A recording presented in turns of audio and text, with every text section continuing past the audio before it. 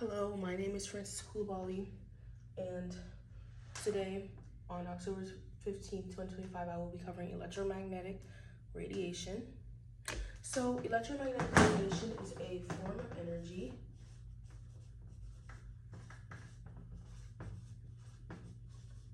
in which waves move through space.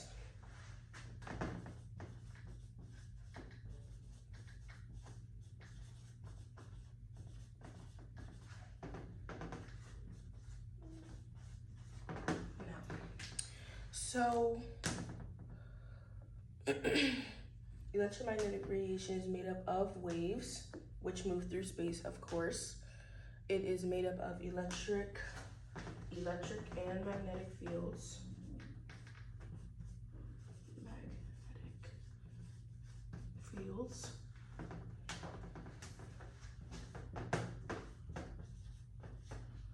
Right? And these fields vibrate and they move in the direction that the wave travels.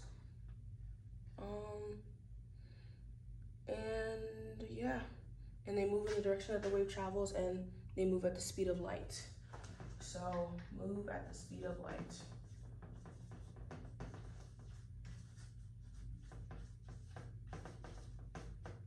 I know it's kind of hard to see, but I'm gonna find a better position for this.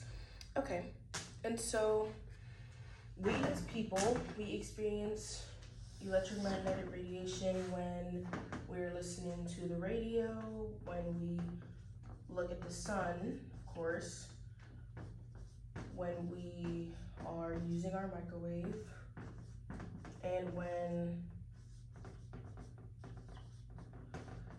we use ultraviolet light, black lights, infrared lights. Yes, there's a whole spectrum. Visible light is like the light in this room. We can see that. Listening to the radio is not visible, but it is detectable by our ears, right?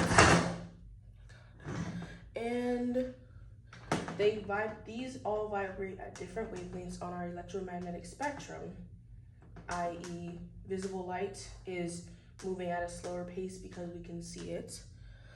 And yes, so I can't really draw a picture of the electromagnetic spectrum, but we can just say radio is here.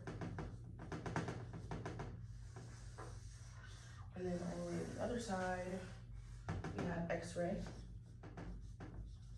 And here, the wavelengths are much larger, like this.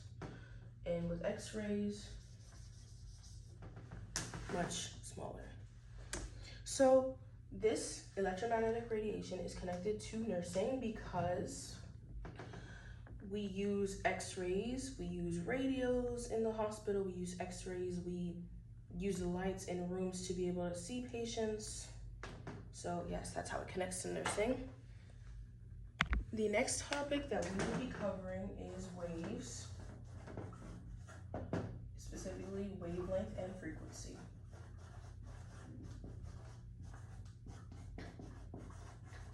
So, as we said before, there are different types of waves on the electromagnetic spectrum, but what do those waves look like? So, we'll draw a quick, not perfect example, but here we go. This is our wave. It's just like the wave in the ocean, of course. It has the crest, which is the highest point of the wave, and it has a trough, which is the lowest point of the wave. Now, obviously, there's multiple, depending on the wavelength, there's multiple crests, multiple troughs, crest, trough. But a wavelength is the distance between the two highest points on the wave, which would be here. Let me draw that. Or two lowest points, which would be from here to here. Either way, this is still the wavelength of a wave. And this is called the wavelength, or lambda. Let me draw.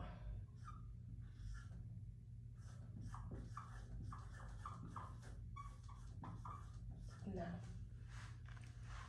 And so the length from the crest to the next crest is the wavelength, and the length from the trough to the next trough is a wavelength as well. These will be equal to the same thing because they're the same distance away from each other, regardless of where you start. So here to here is the same as here to here. Now, the number of waves that are given per unit of time, which in this case would be seconds, would be your frequency. So here, if we're counting where we have 1, 2, 3 waves, we have a pretty regular sized wavelength, and the frequency is how fast these waves move. Frequency, which is nu, that's the symbol for frequency. So another thing about wavelength and frequency is that these two are inversely proportionate. So the longer the wavelength, the smaller the frequency, or the larger. No, wait. Sorry about that. The longer the wavelength, the smaller the frequency.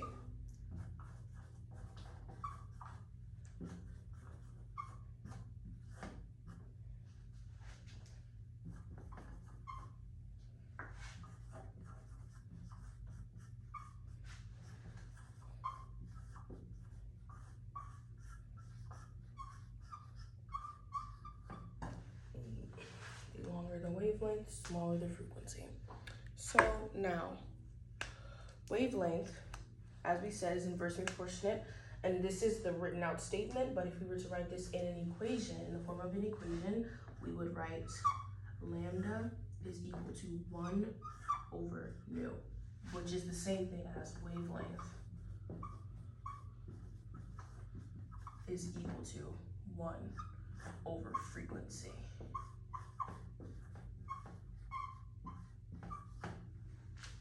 Yes. And let's see. Now we're gonna look at some examples.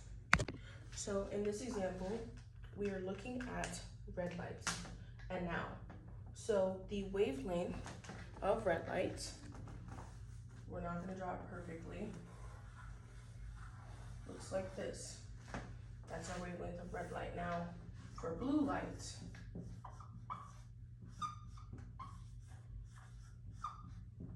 our frequency is higher, which means our wave will look something like this. So, in this instance, because red light has a longer wavelength, the frequency will be lower. So wavelength is longer, so frequency is lower. And for blue light, that's lambda, and that's nu. For blue lights, because our wavelength is smaller, our frequency is higher. So lambda is smaller, frequency is higher. These two are inversely proportionate, so that means when one is small, the other will be larger, and vice versa. Okay, now we're going to dive more deeply into frequency. So now we'll be covering frequency. Frequency is the number of times that a wave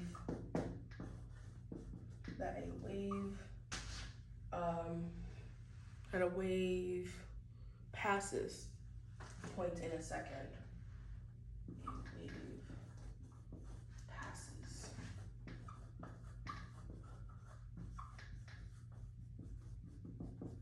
In 1 second. Right. So, since that is our frequency is frequency is always measured in hertz. In hertz, which can be converted to, for example, kilohertz, megahertz, and so on. Those are just some examples of what frequency might look like on your paper, because even though it's measured in hertz, it will not always be just hertz, it might be kilohertz, it might be megahertz, it might be nanohertz, and so on and so forth. So now that we've covered frequency, we can now cover the speed of light, because regardless of wavelength and frequency, the speed of light is always a constant. And that constant is 3.00 times 10 to the 8th meters per second. This, when you're using your equation, this is always your constant speed of light, which is represented by c. So keep this in mind, and we'll be moving on to the next thing. Now we're going to take all the things that we've talked about and we're going to put them together into our wave equation. So our wave equation is c, which is the speed of light,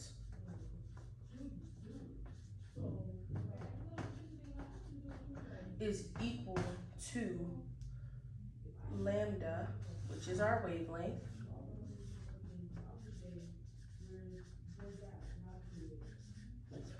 times frequency, which is nu,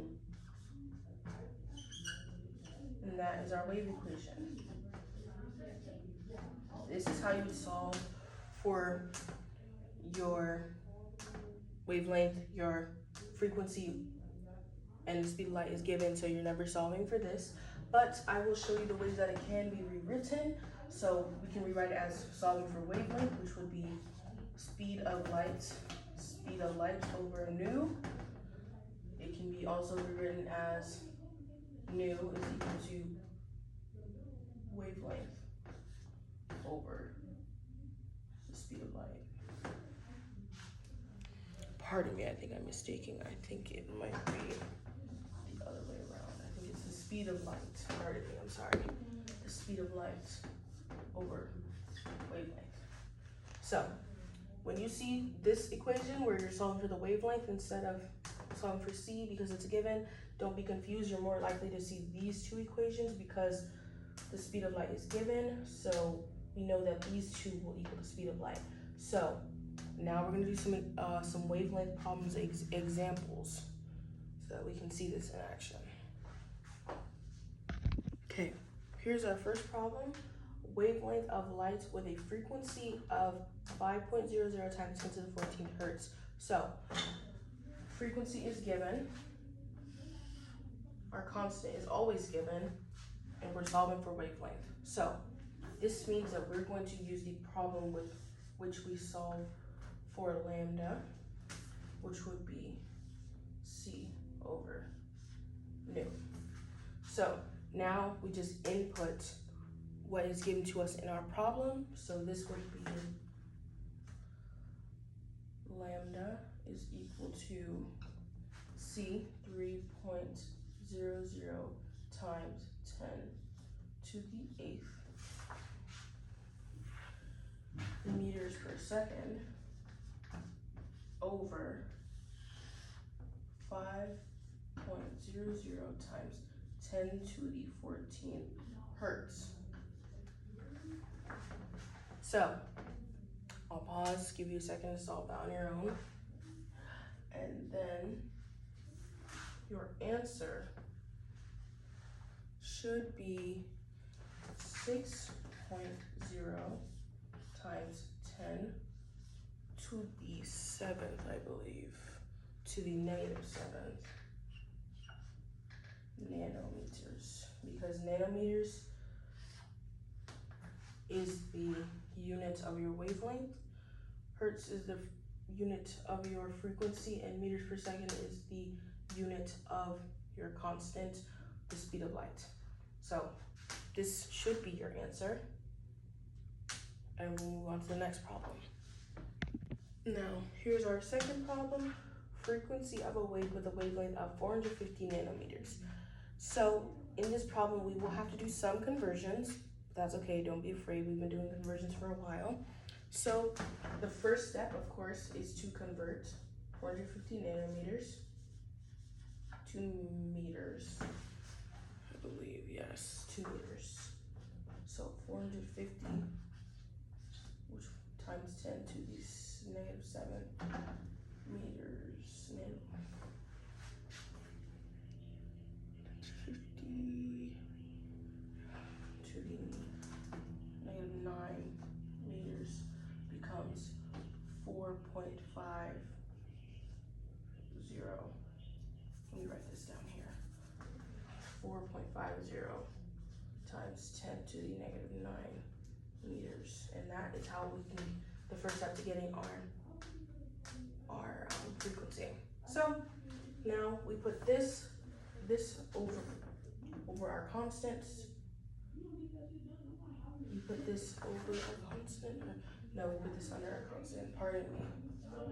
Times 10 to the 8th meters per second over 4.50 times 10 to the negative 9 meters. And so the first thing we do before we even solve is we see meters in the bottom and meters in the top. So we cancel those out, we're left with seconds, which is perfect. And then our frequency is equal to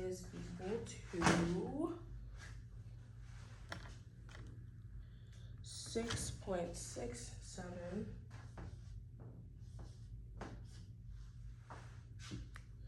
times 10 to the 14th.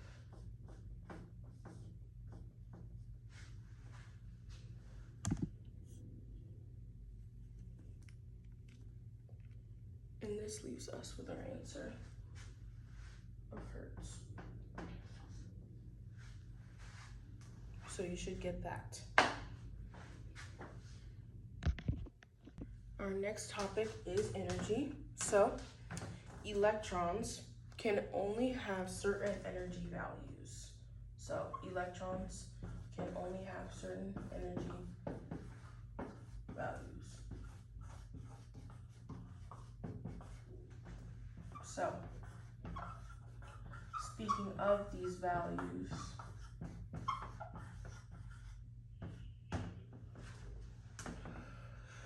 energy levels increase as the value of N decreases. So, for example, N equals 1. This is the first energy level. Right, so this is the first energy level, which is the closest to the nucleus and the strongest. So then, if, say, for example, we were to jump to energy level 3, this would be the third energy level. And even though the power is higher, it is now less strong than the first energy level or the second energy level. As the energy level increases, as the energy level, the number increases, the energy in that level decreases because it's getting farther away from the nucleus. So now we talk about, not sure, let's see. We're going to use this, we're gonna draw a diagram of this, what I like to see as kind of a ladder of the energy levels, just to show that in more depth. So we have our ladder here, and so this first step is n equals 1, the second is n equals 2, third is n equals 3, fourth is n equals 4. And so you can think of the ground as the nucleus. Think of the ground as the nucleus, and the closer the energy level is to the ground, the stronger the energy in that level is. However, go up a level, we're less close to the ground now. Go up another level, even farther away from the ground. Go up farthest level, farthest away from the ground, least energy potential here.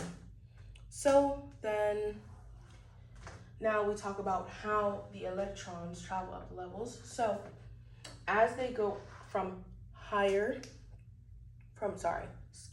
from from lower to higher, they absorb the energy that's up here. So all the energy potential that is up here, even though it isn't much, is absorbed into the electron. And as we go from higher to lower, because it gets stronger close to the nucleus, it emits energy. Right. So the lowest state of energy is known as the ground level.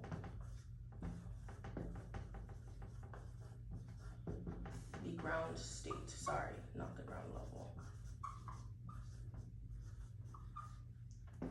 And this is important.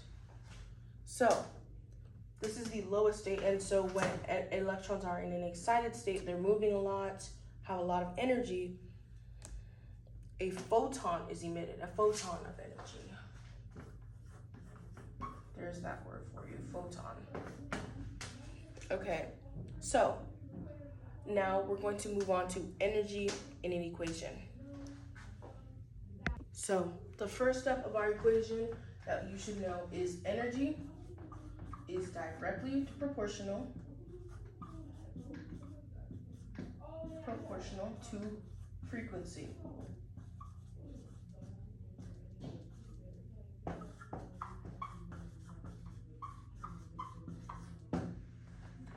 That's our first step of the equation. So this means that when E is here, this is energy, that's when we're solving for energy. It'll be your Planck's constant, which we'll cover in a second, times your nu, which is your frequency. So E is your energy in joules, that's the unit.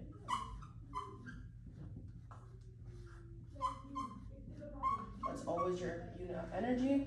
Then your H is Planck's constant, which is 6.626 times 10 to the, I think it is -12, oh no, -34 joules, right? And then we have our V or nu, which is frequency, which is again measured in hertz.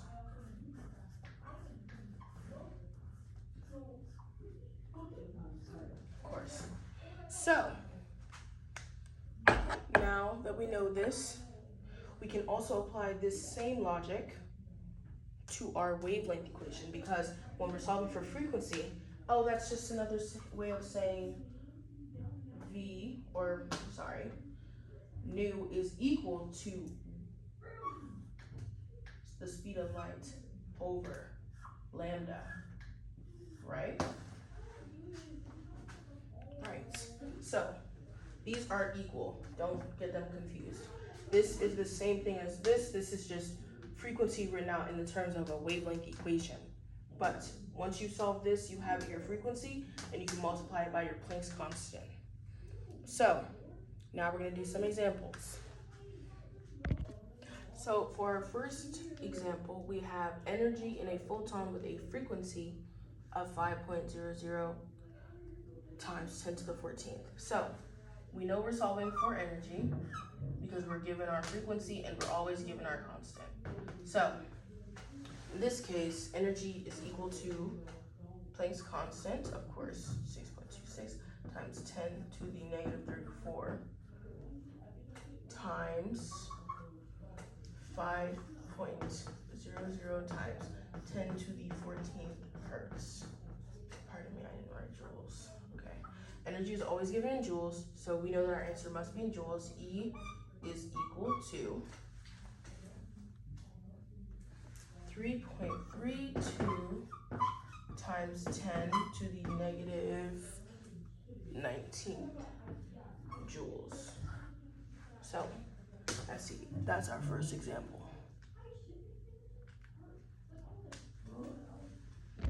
Okay, so with our next example, find the energy of a photon with a wavelength of, pardon me, the video cut off, but energy of a photon with a wavelength of 400 nanometers. So the first thing we need to do, because we're given wavelength, is we have to solve for our frequency, which is our constant, 3.00 times 10 to the 8th meters per second, and that is over our wavelength, which is simplified to 4.00 times 10 to the negative 7th meters, since it is simplified, sorry.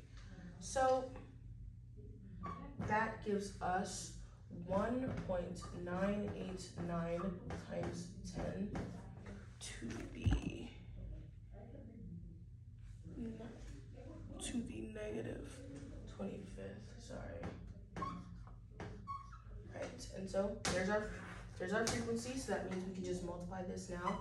6.626 times 10 to the negative 34th times 1.989 times 10 to the negative 25th, which will give us 4.97 times 10 to the 19 joules. And there's our answer. Okay, this next problem is find the energy of a radio wave with a frequency of 1.00 times 10 to the 8. So this is simple because we already have our frequency and we always are given our Planck's constant, so 6.626 times 10 to the negative 34th times 1.00 times 10 to the 8th, which gives us 6.626 times 10 to the negative 26 joules. And there's our energy. Our next topic is quantum numbers. And first we're going to start at principal quantum numbers, in which the symbol that we're given is n. And the meaning of this n is that this is the number of the main energy level. So it indicates our main energy level, sorry. Right? It indicates our main energy level. The larger the n, the higher the energy level. This is kind of running back to what we were talking about before with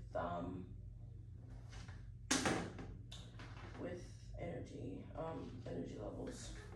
Because it is energy levels, higher energy level, right? Next. And it helps determine the size of our orbital, right? And so next we're going to talk about angular momentum quantum numbers. This is principal quantum numbers, sorry.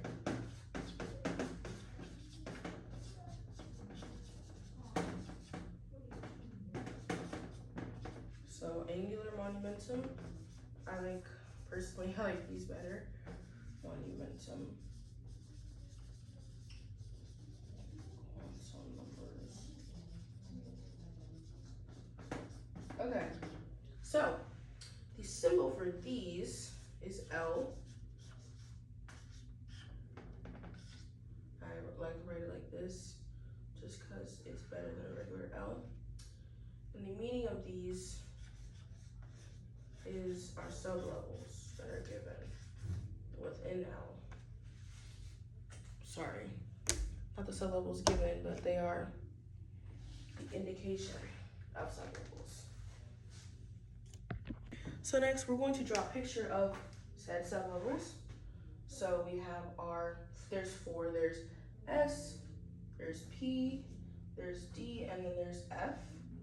We'll come back to, so now we're going to draw our little model, n equals 1, n equals 2, n equals 3, n equals 4. So these indicate that this is the energy level. The larger the n, the higher the energy level, of course. So in S, we have 1 orbital all the way down, it never increases. For P, we have 3, so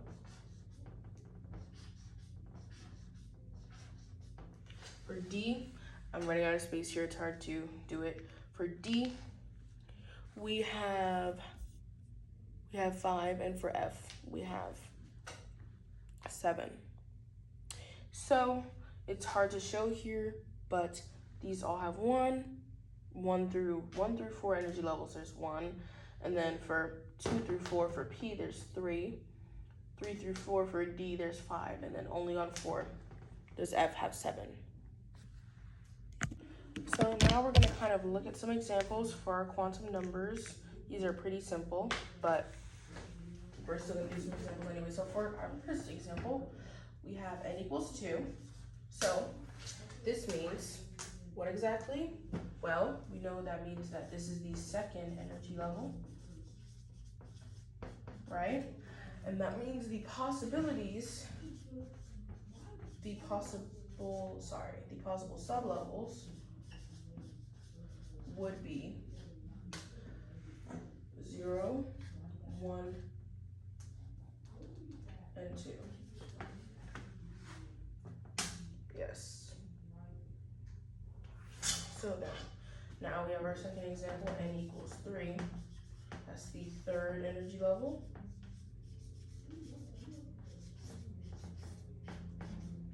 That means possible sublevels would be,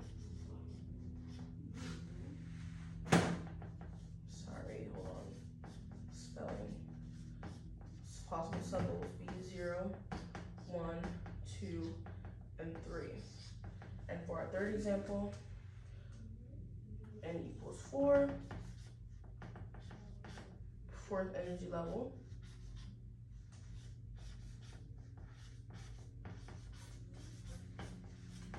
And our possible sublevels would be 0, 1, 2, 3, and 4. Yep.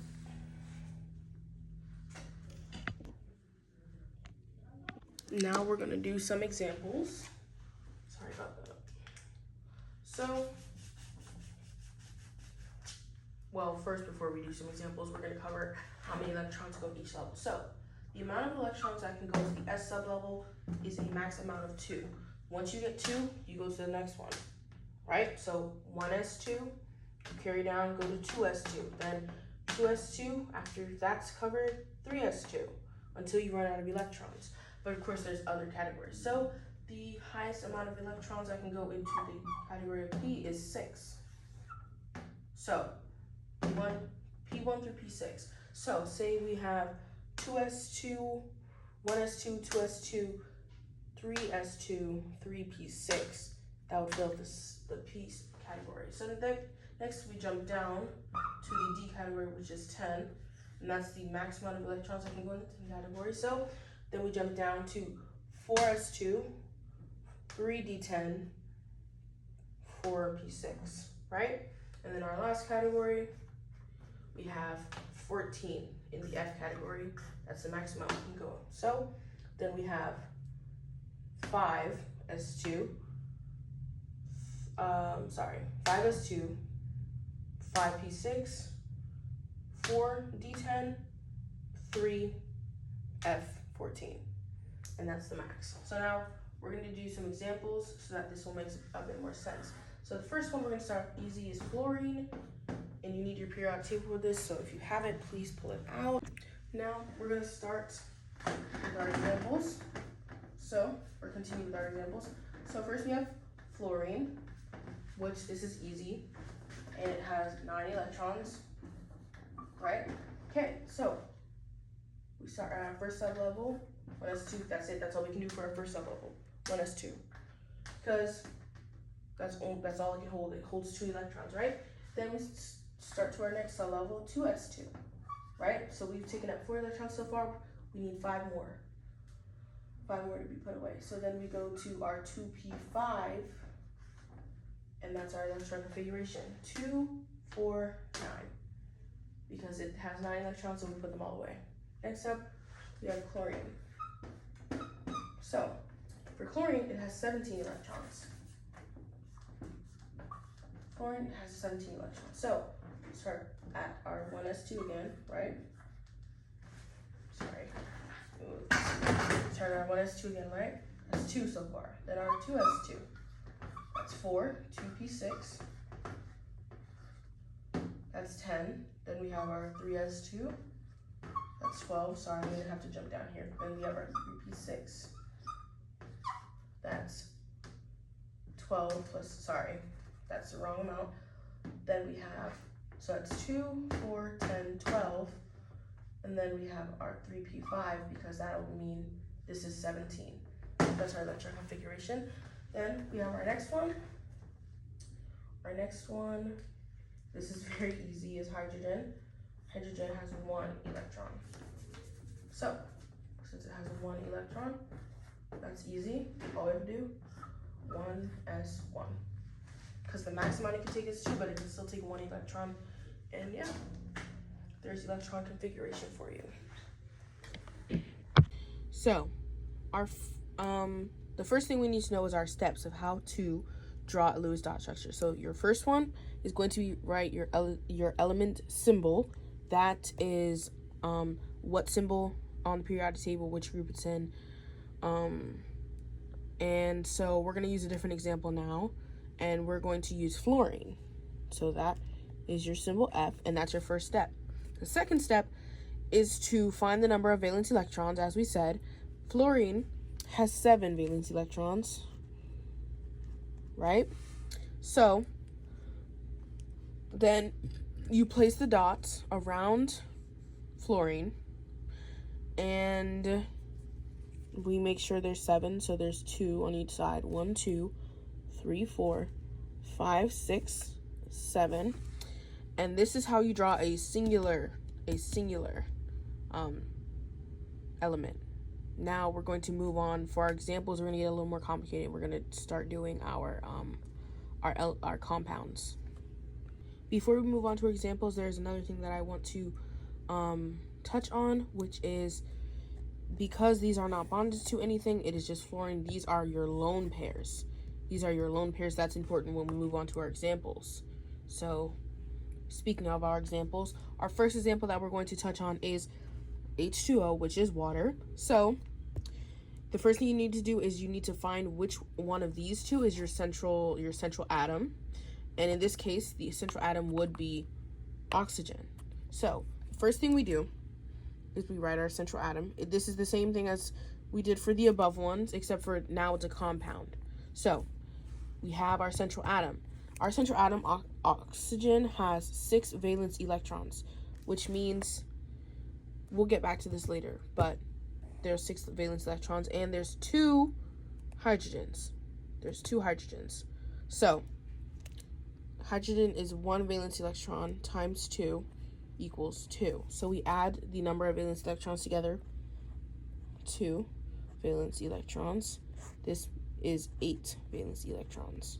So this is important. If anything, you do your math first to make sure you understand.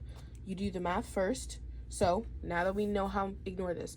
Now that we know how many valence electrons we have, that's when we can determine which one is our central atom. So we've already done this, which is incorrect of me, but our central atom is oxygen, and now we're going to draw hydrogens around it. So in this case, your hydrogens go on this side, and when we draw a bond, we only draw one line.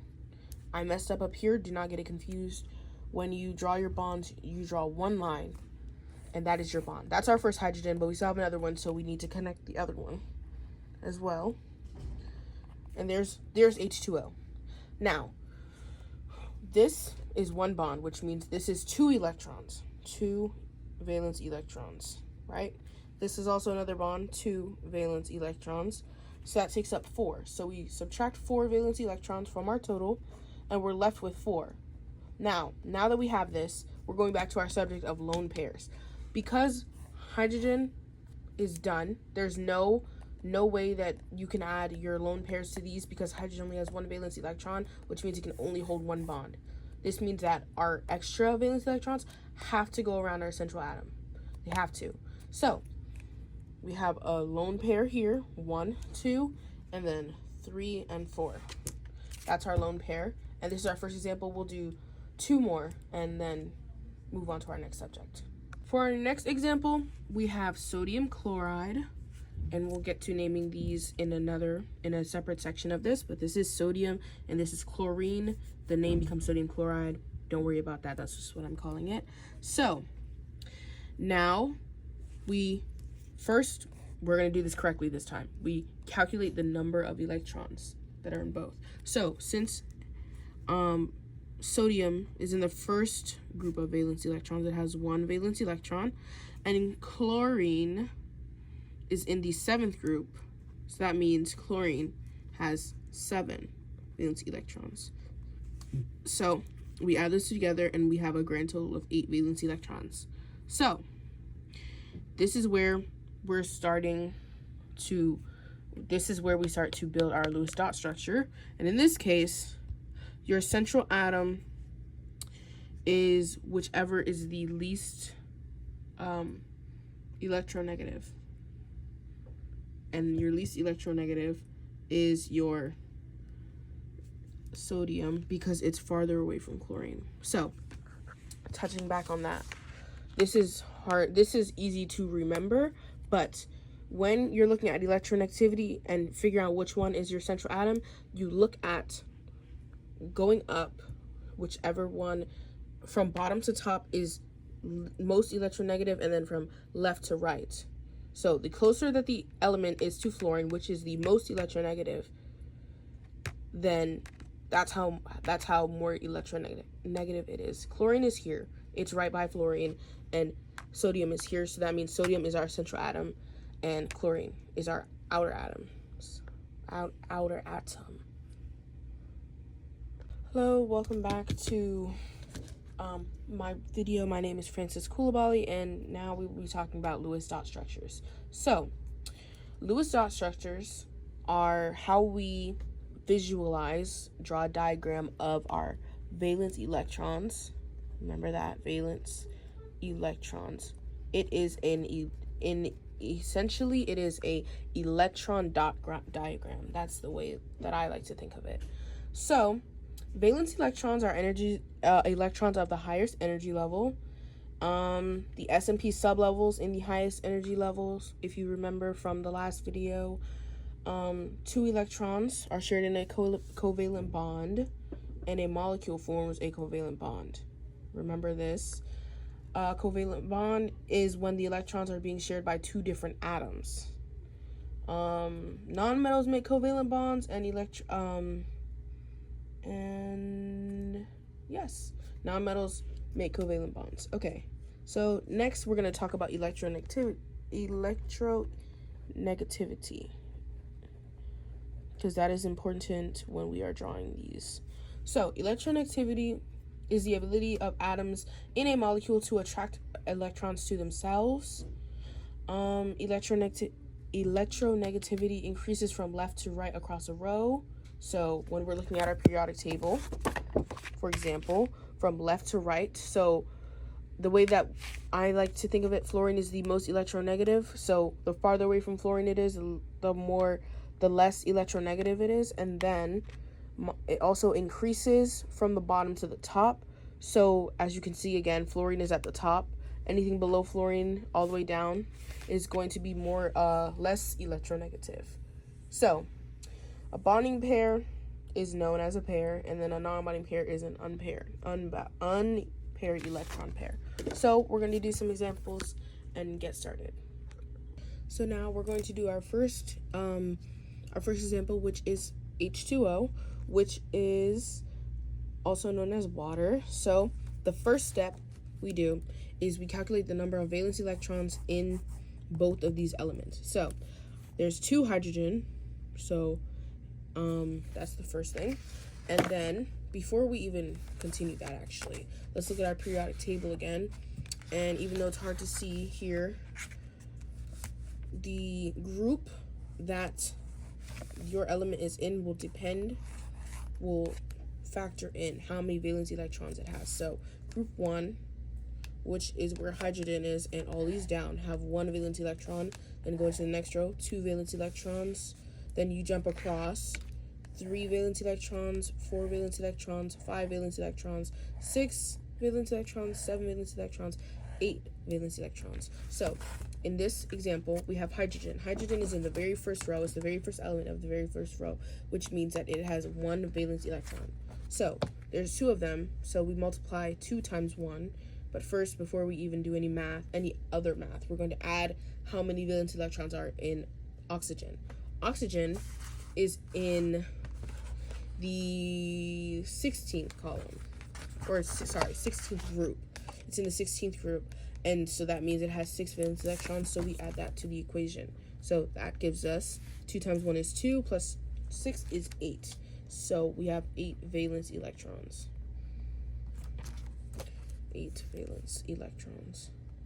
So now we can set up our Lewis dot structure. Now, the whole factor of which of these two will be your central atom is your electronegativity. So we're going to look at our periodic table again. Remember, electronegativity increases as we go across from left to right and as we go from bottom to top. So in this instance, the least electronegative is hydrogen. Right? That's right. And then our most electronegative is oxygen, which means that oxygen, in this case, oxygen is going to be our central atom because there's only 1 oxygen and then there's 2 hydrogens. So now we're going to draw that in a Lewis dot structure. So our central atom is oxygen, so we will write O for oxygen first, right? And then we're going to draw our bonds. We have hydrogen here, 1 hydrogen, that gets rid of 1, and then we have another hydrogen here. So each of these lines, which is a covalent bond, has 2 valence electrons, right? 2 valence electrons. So this means that this has taken up 4 valence electrons from our total, which leaves us with 4 left, right?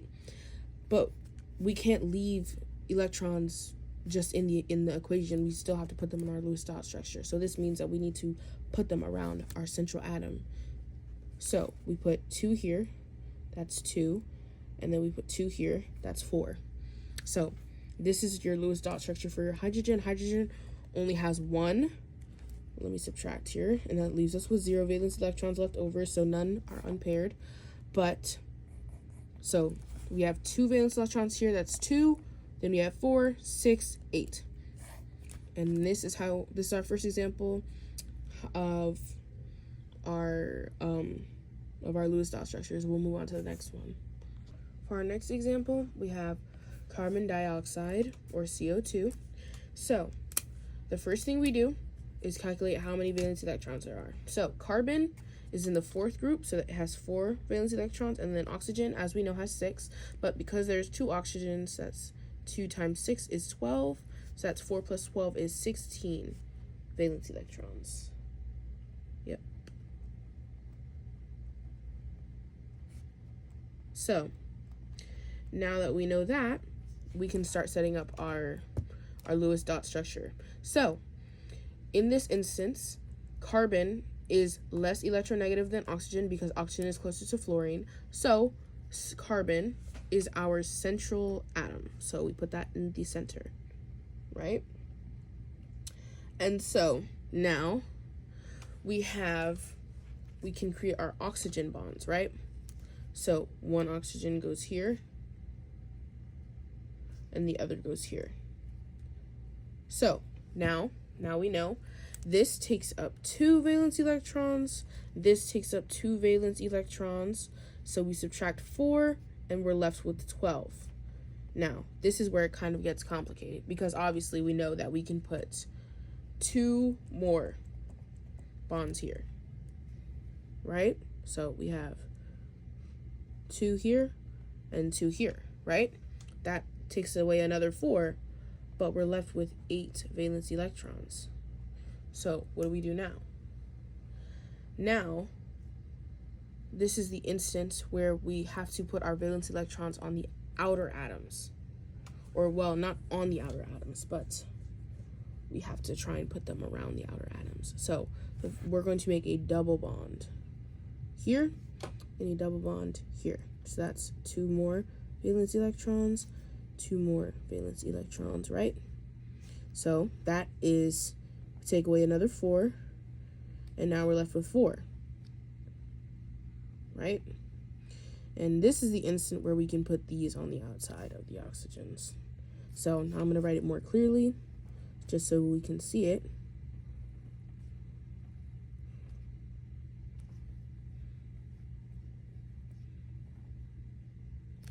And that is our bond. Oh, sorry, I left some dots out. That is our bond for CO2. And now we'll be moving on to our third and final example. For our third and final example, we have phosphorus and we have chlorine. So, what's the first thing we do?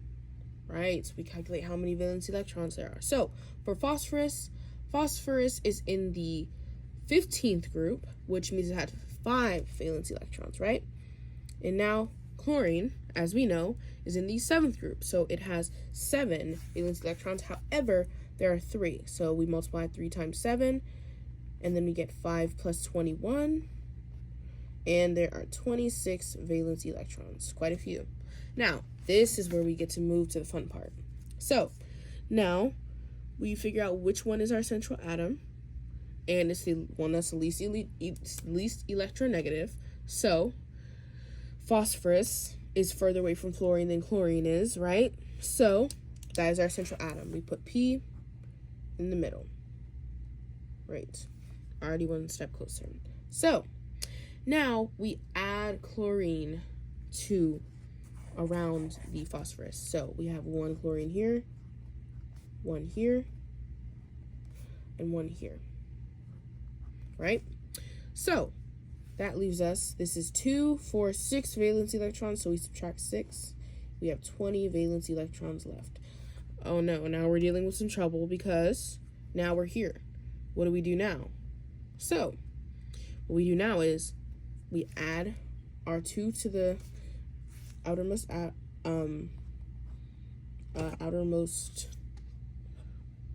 we add it to the central atom. Sorry, I had a brain fart there. We subtract 2 valence electrons, and we're still left with 18. Now we have to add them to the the outer atoms. So we have 2, 4, 6, 8, 10, 12, 14, 16, 18. And we got rid of all 18, so we can subtract that, and we're left with 0. So this means we have 1 lone pair on the central atom and 3 lone pairs on each of the outer atoms, and that's Lewis dot structures for you.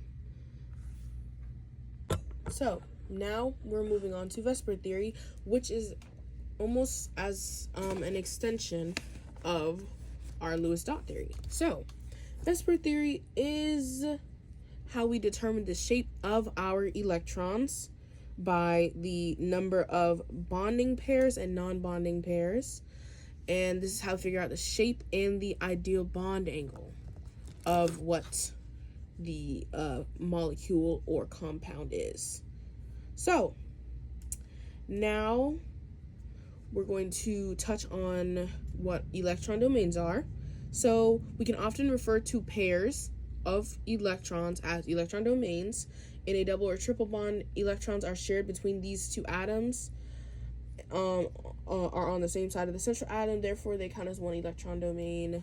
Yes. So now these electron domains make up what we call our shapes, which are these electron domain geometries.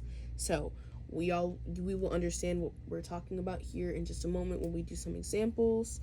So yes, we're going to move on to these examples now. Okay, so for our first example, we're going back to our last example from the Lewis dot structure, which is phosphorus trichloride, I believe it is. I'm not sure. We're just going to call it phosphorus with 3 chlorides. But so we have our Lewis dot structure here, and now we need to figure out how many bonding pairs there are versus non-bonding pairs. Now, if you remember what lone pairs are, those are our non-bonding pairs. They mean the same thing, even though it's two different words. So in this case, our non-bonding pairs of the central atom, mind you, we're only looking at the central atom because the central atom is the central atom and it counts for everything.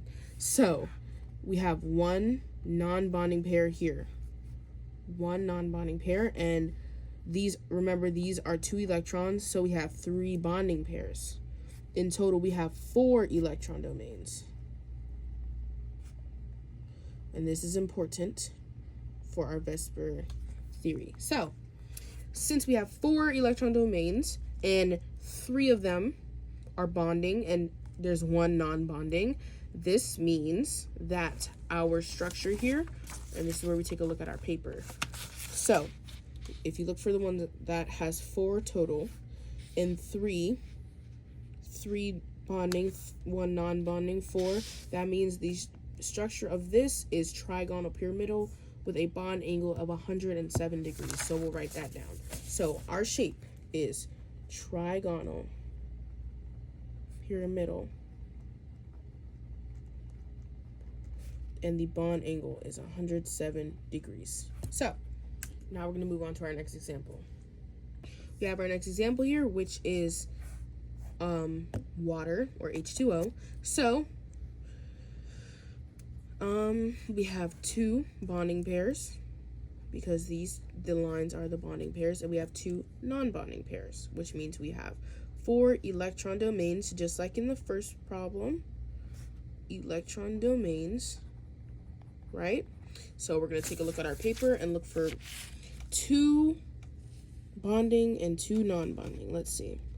If you see here, 2 bonding, 2 non-bonding, 4, this means our shape is angular. Angular, right?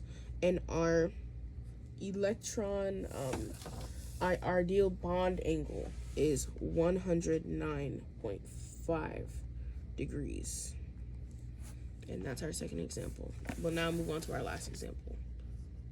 Our next example is sulfur with 2 oxygens. So now we have, how many domains do we have here? We have, even though this is a double bond, this still counts as 1 bond. So we have 1, 2 bonding pairs. And non-bonding pairs, how many do we have? 1. So that means we have 3 electron domains. Right? So, So, we have 3 electron domains. 2 bonding. 2 bonding, 1 non-bonding. This means our shape is bent. And our angle is 120 degrees. And there's our 3 examples for VSEPR theory.